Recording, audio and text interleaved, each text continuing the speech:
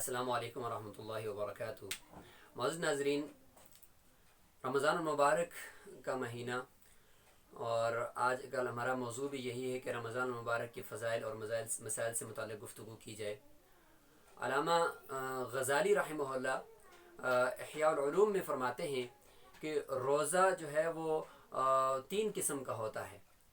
ایک روزہ تو عام لوگوں کا روزہ ہوتا ہے، اور ایک روزہ ہوتا ہے خاص لوگوں کا، اور ایک روزہ ہوتا ہے اخص الخاص لوگوں کا۔ عام لوگوں کا روزہ کیا ہے کہ جس میں صرف ان کو اپنا یعنی کچھ کھانے پینے سے بچ جانا، اور بس یہی روزہ ہے کہ ہم کچھ کھاتے پیتے نہیں ہیں، بس یہ ہمارا روزہ ہے، یہ عام روزہ ہے۔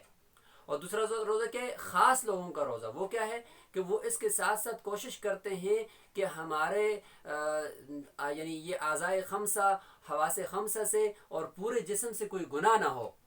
مثلا ہمارے زبان سے کوئی غلط لفظ نہ نکل جائے، ہماری زبان سے کسی کے خلاف جو ہے وہ بات نہ نکل جائے، ہماری زبان سے کوئی فتنے کی بات نہ نکل جائے، کسی کی غیبت نہ ہو جائے، چغل خوری نہ ہو جائے۔ اسی طریقے سے ہمارے کان جو ہے وہ گناہ کی بات کو نہ سنیں، ہماری آنکھیں جو ہیں وہ غلط نہ دیکھیں، اور اسی طریقے سے ہمارے ہاتھوں اور ہمارے پاؤں سے کوئی گناہ نہ ہو، اور اس طریقے سے ہمارے پیٹ کے اندر کوئی حرام لقمہ نہ جائے، تو وہ اس کا بھی خیال رکھتے ہیں۔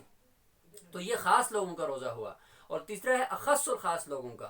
وہ کیا ہے کہ وہ کھانے پینے سے بھی پرہیز، اس کے ساتھ ساتھ اپنے یہ پورے حواس خمسہ کے سے بھی ہم سے گناہ نہ ہو، ان سے بھی پرہیز۔ اور تیسرا یہ ہے کہ وہ اپنے دل کی بھی حفاظت کرتے ہیں کہ ہمارے دل سے جو ہے وہ کسی کے خلاف کوئی دشمنی کی بات نہ ہم سوچ رہے ہوں، یا ہمارے دل سے کسی کے خلاف جو ہے ہم بغض نہ رکھ رہے ہوں، اور ہم دل سے کسی کے خلاف جو ہے وہ دشمنی اور حسد نہ رکھ رہے ہوں، تو وہ اپنے دل کی بھی حفاظت کرتے ہیں، اپنے دل کے اوپر بھی ان کا کنٹرول ہوتا ہے تاکہ وہ غلط رخ پہ نہ جائے، وہ اللہ تعالیٰ کی یاد سے غافل نہ ہو جائے۔ تو یہ ہے اخص الخاص لوگوں کا۔